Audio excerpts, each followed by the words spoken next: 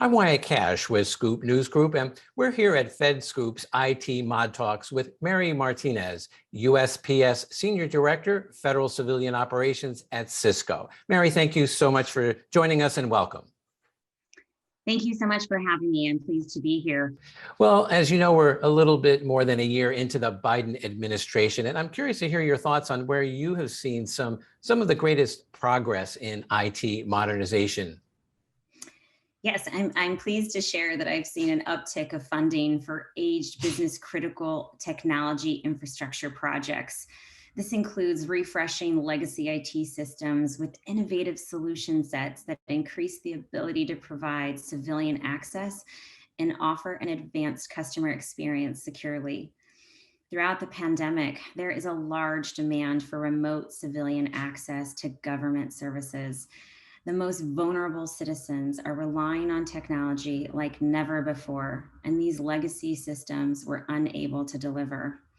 It's interesting to note that roughly $65 billion of the infrastructure bill is dedicated to updating broadband alone, providing internet access to all corners of our country. Cisco's portfolio enables service providers to cost-effectively deploy broadband services across a variety of access technologies, including Wi-Fi 6 and private 5G, just to name a few. So we're not only working with the federal government directly on IT modernization, but the largest service providers as well. Well, next, how would you say that IT modernization is helping federal agencies get a better handle on securing their most valuable systems? As we heard time and time again, legacy systems and aged infrastructure are the most susceptible to cyber attacks. They lack the ability to manage the scope of data that federal agencies have access to, and they're also difficult to secure. I've been in several recent conversations with government leaders showing them how modern IT solutions can bring advanced analytics, machine learning, and AI to securing their most valuable systems. IT modernization has transformed the way federal governments monitor and analyze data in real time. These operational advancements are inherent in Cisco's solutions. We continue to make investments with Telos, our threat intelligence organization, at the center of Cisco security offerings, and they have key integrations into our entire portfolio. Modernization is the prime time to take cybersecurity into consideration, and it naturally enables federal agencies better threat intelligence and decision-making while protecting critical information. Well, I appreciated your point a little earlier about the national investments in broadband to serve a broader population out there. But since the White House recently issued the executive order on customer experience, I'd be interested to hear how are agencies actually taking steps to deliver better digital services to American citizens?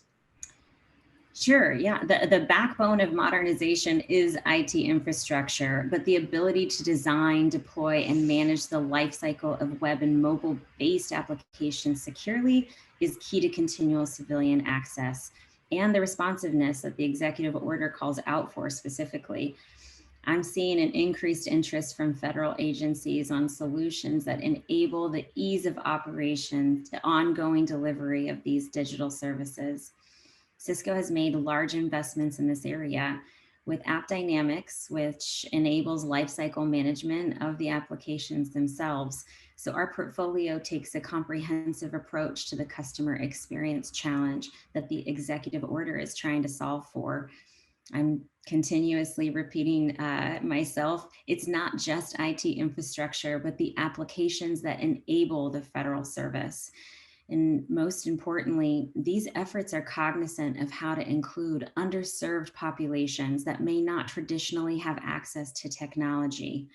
Monitoring and contextualizing performance is key to ensuring every civilian has access at all times. And then lastly, Mary, be interested to hear your perspective. You obviously get to see a wide view of the federal government. How would you say that the IT landscape is evolving in ways where you see the biggest potential or need for modernization in the coming years? It's a great question. The IT and innovation gap has closed significantly in recent years, in part accelerated by the need to support a distributed workforce during the pandemic. I predict the two biggest areas for modernization, which really go hand in hand, are security and infrastructure. On security, we still need a combination of basic steps like widespread adoption of standardized secure network architectures and protocols, and fundamental paradigm shifts that will tilt the advantage away from attackers and towards defenders. On infrastructure, upgrades to our most critical infrastructure are roads, bridges, and waterways that include technology can prove more sustainable, cost-effective, and resilient for years to come.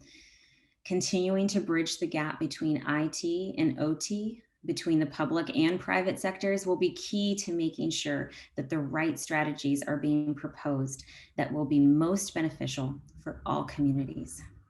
Absolutely. Well, Mary Martinez, thank you so much for joining us and sharing some of your insights on IT modernization in the federal government. Absolutely. Thank you so much for having me. And look for more of our coverage on IT modernization on fedscoop.com. Thanks for tuning in.